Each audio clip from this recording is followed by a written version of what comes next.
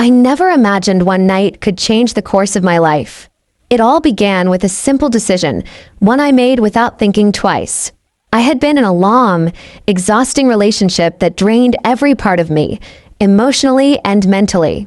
When it ended, I promised myself I'd take a break from everything, dating, parties, even friends. I needed time to breathe, to heal. Then came the invite.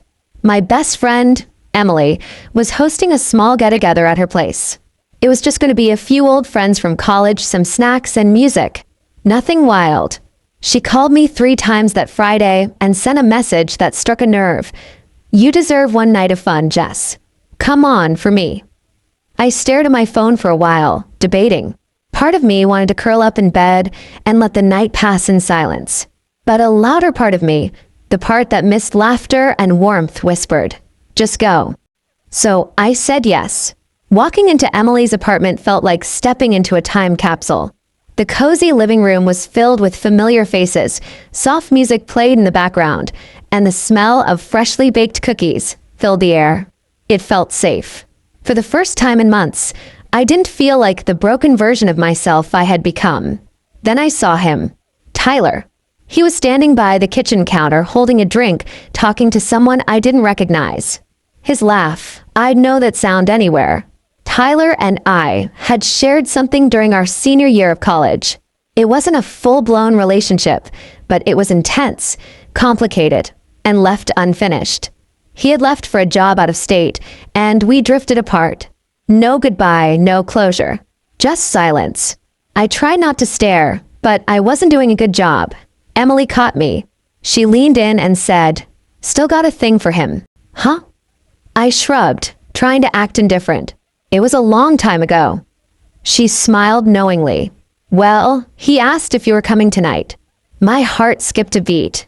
Tyler noticed me a few moments later. Our eyes met, and something unspoken passed between us. He smiled and made his way over. "Jess," he said, sounding both surprised and happy. "I almost didn't recognize you. You look amazing." I laughed, feeling the flush rise to my cheeks. It's been a while. We spent the next hour catching up. His voice, his eyes, even the way he ran a hand through his hair when he was nervous. It all came rushing back. There were stories from college, updates about work, and a few jokes that reminded me why I had fallen for him in the first place. The drinks helped, but it wasn't the alcohol that made the night feel so electric. It was him. The way he looked at me, like I was the only one in the room. As the party thinned out and the night got quieter, he asked if I wanted to go for a walk. I said yes. The air outside was crisp. We strolled through the neighborhood, talking and laughing like no time had passed. Eventually, we stopped near a park bench. We sat there in silence for a moment, then he turned to me. "I never stopped thinking about you, Jess. I didn't handle things right back then." I looked at him, heart pounding. "Why now?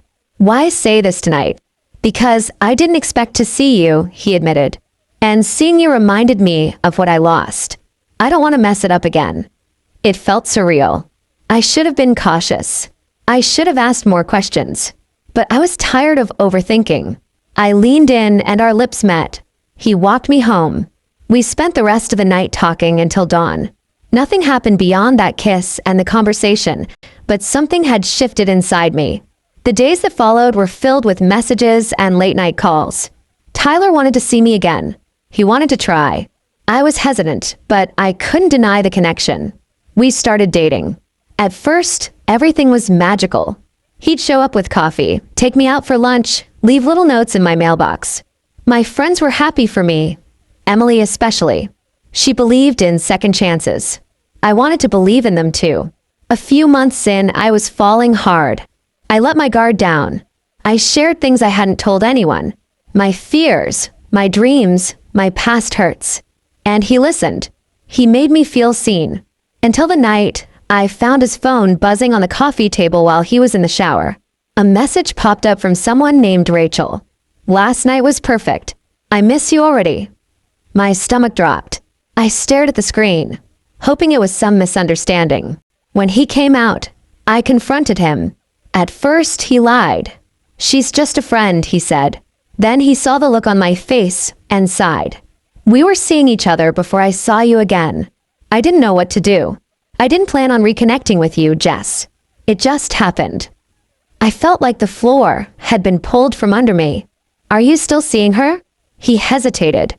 That pause told me everything. I don't know what I want, he admitted. That was all I needed to hear. I asked him to leave. He didn't fight it. He just grabbed his things and walked out the door. And just like that, he was gone again. The heartbreak hit me harder than I expected. Not because I lost Tyler, but because I had let myself hope again. I had believed that maybe, just maybe, this time would be different. I spent weeks picking up the pieces. But through the tears and the late-night journaling, something changed. I started seeing things clearly. That night at Emily's party didn't just bring Tyler back into my life. It brought me back.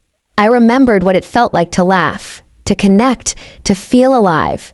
And yes, it ended in pain. But it also reminded me that I was capable of loving, of trusting, of starting again.